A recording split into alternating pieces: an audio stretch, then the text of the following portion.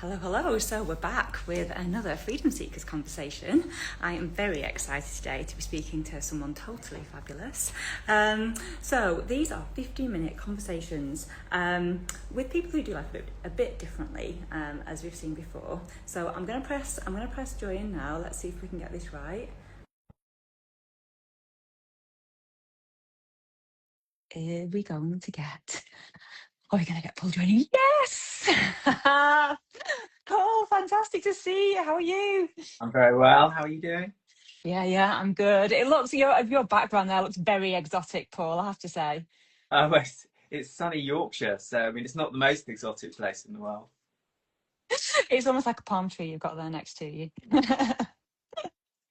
So these are fast-paced 15-minute conversations to really speak to freedom seekers, people who just do life differently and design their business around their version of freedom. And it strikes me that you are just the definition of that. So thank you so much for joining me today. I'm really, really excited. So we're going to delve into what your version of freedom is, some of the myths that you find people have about designing your business around your life rather than the other way around. And then I'm going to ask you for some hacks and ideas that maybe other people can use in their in what they're doing. So Sounds like first of a all, lot of can fun. you share with us what your version of freedom is? Um, it's definitely like the key essentials, and I think this is probably true for everybody. I'll qualify that in a minute. Is like the classics: is time freedom and location freedom. And I would say like the most important thing out of those is definitely the time freedom. Like let's say, I mean, we've been on, like, our family have been on all kinds of wonderful adventures, but do you know what, like, I was reflecting ahead of this, like some of the most important freedom we've ever had is like walking our daughter to school and back every day, like always being there, getting and being able to see her whole life like unfold. And like that, and obviously we've been like to the Arctic, and we've been to Iceland, and we've done all this absolutely batshit stuff. But I think I was reflecting upon that kind of this morning, and then I was reflecting on, you know like what really is like true freedom. If you like really distill it down, I think it's actually a decision. It's a decision in your mind that you wish to be free. And I think that probably you and I, maybe not you, I shouldn't speak for you, but like I think I definitely got into a groove where I assumed everybody wanted to be free. And Mhm. then it turns out they don't. And it turns out that that's fine as well. Like some people want predictability, they want a like high degree of certainty, they want all kinds of different things. And I think that's okay too. I like the way that you introduced this by saying like maybe it's about being a bit different. And I definitely think that's right. I think like the people who, you know, follow your work and follow you and take a lot of inspiration from you, which they clearly should do, I think they're probably very different to their next door neighbors and probably very different to their friends. And that takes a bit of getting used to, but I think it is really cool to be a bit different. I love so much of what you said there, Paul. What I find, because I love this question, asking people for what their version of freedom is, because I used to assume, and I think you kind of said this there, that everyone wanted the same thing. And actually, we don't. Like, No. some people really want location freedom and become really obsessed by it. Some people really want financial freedom and will do, however many years it takes to get that. So, and none of them, and I love how you said none of them's right or wrong, because they're not. But when you really focus on which is your most important freedom, then I think it makes other decisions in your life really, really just much more straightforward once you're honest with yourself about which of the freedoms is the most important to you. And we're all so different. I find that everyone's answer is so different. I've not come across anybody who's given the same answer on this. So, walking the kids to school, I mean, that was similar to me, to be honest. Being present for every school pickup, every kind of like sick day, every play and things like that, and not having to worry about childcare. So that's beautifully described. I was also kind of reflecting this morning as well about, there's a lot of stuff you have to give up to be free.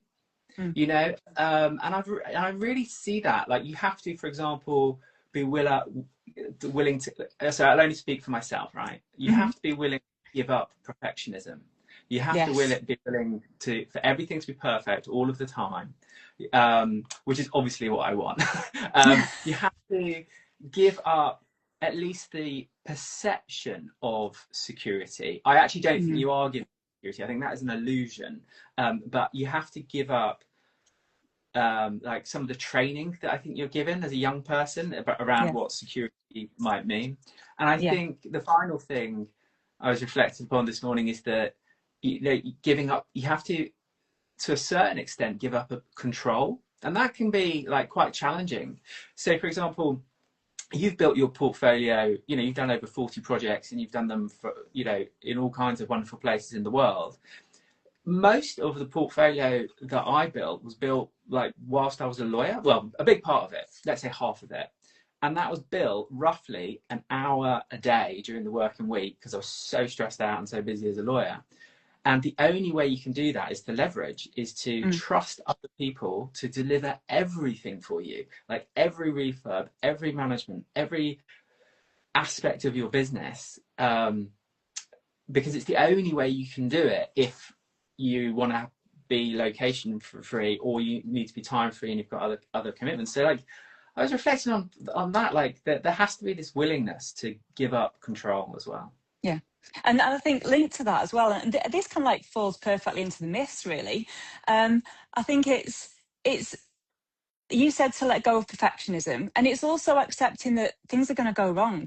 And Yeah. sometimes, I don't want to say, you know, something's going to go wrong, but sometimes something's going to go wrong, and it's like, well, you know, we can learn from that, and we can sort it out. And it's not like accepting that things are going to go wrong, like that's a good thing, but sometimes it's just, you can, I don't know, you would drive yourself mad trying to get everything perfect, and it's just not healthy.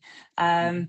But I mean, I think, you know, I'm keen to hear your myths, but, you know, one of my myths are that people think it's easy, but I wouldn't say it's easy running something remotely, but it's also not easy when you're in the UK, you know, but whether you're building a portfolio around your day job or whether you're building a portfolio and you're down the road, like, it's not easy wherever you are. So Yeah, 100%. 100%. I would go as far. I mean, you know, I worked in corporate life for, you know, like over a decade. Like, it's not easy having a job. Like, try having a job, you know, with, you've got to be there, you've got to be at your desk, you've got to be paying attention, you have to put up, I won't swear too much on this, but you have to put up with a lot of nonsense, a lot of mhm. strange policies and different personalities and all the rest of it. So, yes, people say entrepreneurship is challenging, and it definitely is. And I think you have to really want it. But equally, having holding down a job, having a family, you know, like, it's all hard. Like, it's like, Yeah. pick your heart, you know. Yeah, yeah, definitely, definitely pick your hard. And I think um, you kind of, you know, you kind of said that this sort of model of what we're told about what security is, and, you know, I've had, you know, jobs in my career, and it was brilliant, but also it wasn't secure. It meant that I couldn't be present for my family, and I was never going to be able to be present for my family. So it got to a point where actually I stepped away from it, because entrepreneurship seemed more secure, because I could be present for my family, where I knew I just couldn't be in a career where I was needed like 40 hours a week. I am definitely not throwing anybody under the bus who has a great job, enjoys his Mm, job, and all of that. Like that, like, paying the bills, having meaningful work is really, really important. I mhm, suppose, just like sharing an experience based on what you have said. My first port of call was to become a lawyer in the City of London. Like, nice suit, nice, ridiculously expensive shoes, like tailored shirts, all that nonsense. And it's only in hindsight that I realised the reason I was doing it is that I desperately craved security. mhm, You know, I hadn't had that in earlier life, so this was kind of my version, was to get as much security as I could. And I thought money and status and a professional role like that would give it to me. And then one of the partners that I worked for went on a holiday, and he failed to do a very important task for one of the senior partners. When he came back, his office had been emptied. He walked into an empty office, and he obviously thought he'd got the sack. He mm, hadn't. it was just a pretty cruel joke on behalf of the senior partner. But I remember coming into the office and seeing him and seeing his face and going, oh, right. So none of this actually does give you security at all. Like, you're always vulnerable to something. So you have to kind of choose what you're going to be vulnerable to. But that's like market forces, your own skills. But I think like a lot of us want to be the captain of our own ship at any cost, you know, at any cost. Yeah, and I love that. And I think I will just clarify what I said, because I, like you, would not want to throw, you know, I don't want to be seen as criticising any different life choice. But what I know was I was unhappy in corporate, so it was the right thing for me to do, to step out. And for a while I was happy in it, and I think, you know, we all, different things make us happy, and I think that's one of the reasons why I love doing these conversations, because it just shows like the different things that can make us happy. And yeah, it shines a light on it, because I know I was unhappy in corporate and didn't know that some of this stuff was possible until I saw other people doing it and heard it. So thank you for sharing. And interestingly, you ask about myths. So one of the myths that I've been thinking about is like I thought to be truly free, I had to build like this enormous business. You know, so we built, you know, we had 236 tenants in the UK at one point. Our rent roll was 1.5 million. So in today's money, if you factor in inflation, that would be like a rent roll of 3 million maybe. You know, we could quite comfortably take 6 figures out of the business. And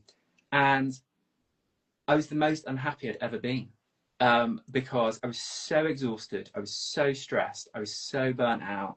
I had so many responsibilities, you know, 25 employees. And, you know, I suppose I learned the hard way that it doesn't need to be like that. Like, you can have a really lovely, lean lifestyle business. You don't need to employ anybody. They can be all around the world, and you can just really love working with them. They can be like really good people to work with. But you can have a super lean business, which gives you as much money as you need to be free. And yeah, that's definitely a myth that's definitely worth busting. Is you do not need a big business. More is not better. The lesson I took from that, which was a difficult lesson, is always focus on the objective. So what I got was like, oh, I want to be free, and I want to be free for the rest of my life. I want my family to be free. So then we built the business to optimize for freedom, which is a very different way to build a business, to do something that like large scale, or like for status or for public acknowledgement, and all those kind of things which drive us more or less depending on our personalities. Yeah, very true. Very true. And it can mean saying no to things, can't it? Which some people maybe think you shouldn't say no to. But I think it comes back to like, when you're clear on your freedom, just certain choices become logical. Like, of course I'm going to say no to that. Like, no, I'm not going to have employees. I'm going to do it this way. Just certain things, just, I mean, I've found anyway, really, really fell into place. Totally. The hack on that, and is values and vision. So is to get really clear on your values and your vision, like obsess over them, become really, really clear on them, like put in loads of work on them. And then every opportunity that comes across your kind of desk or appears on your phone, it's like, does this move me more towards or away from freedom?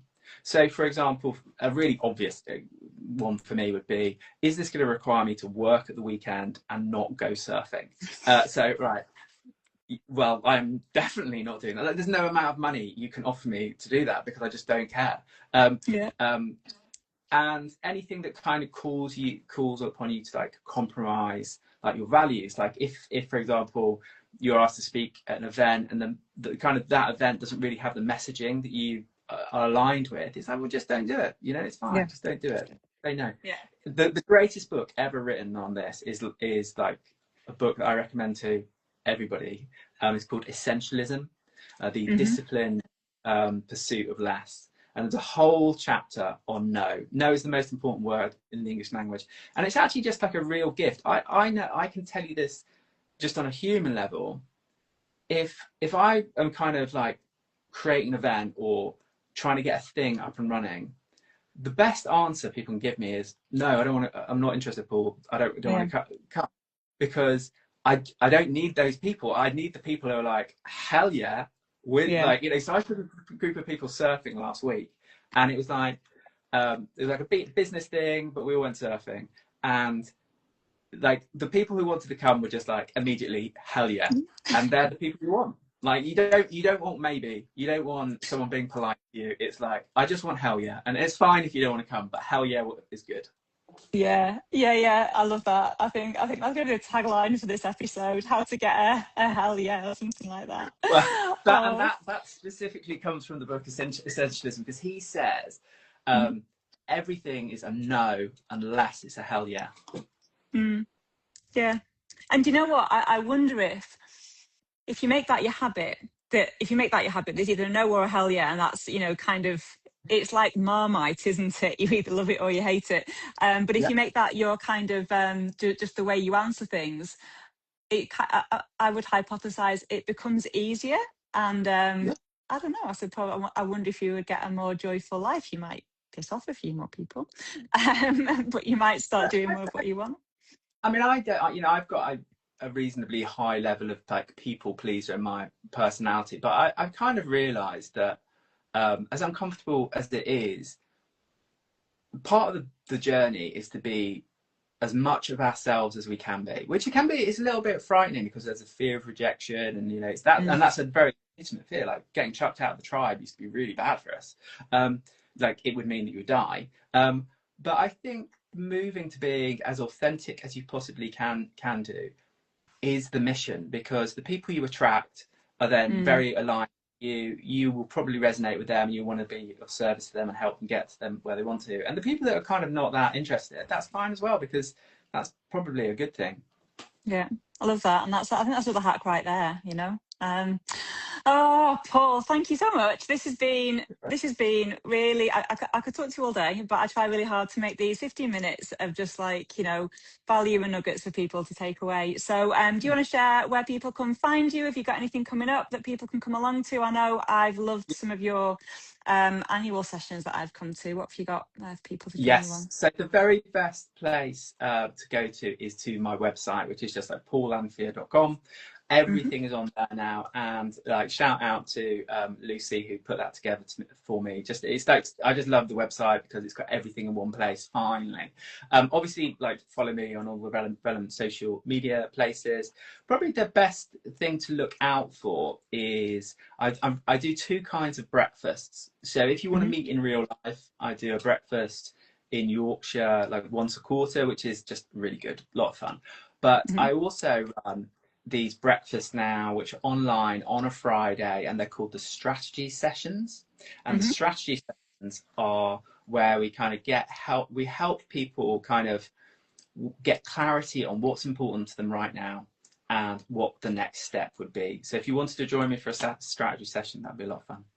Super. Okay. I'll be having a look at your website as well. And if anybody is interested in checking out more freedom conversations, they're on this Instagram page, and they're also on my YouTube as well. And if anyone wants to know 3 steps for getting location freedom and being able to run your business, whether it's a property business or another type of business remotely, I've got a PDF, 3 simple steps. So grab that and see what your version of freedom is, and see if you think you can do it as well. So thank you so much, Paul. Have a fantastic It's rest of been a your pleasure. day, and look forward to seeing you soon. Should we do it? And Should see we do one you. together? Got to get the shackles up.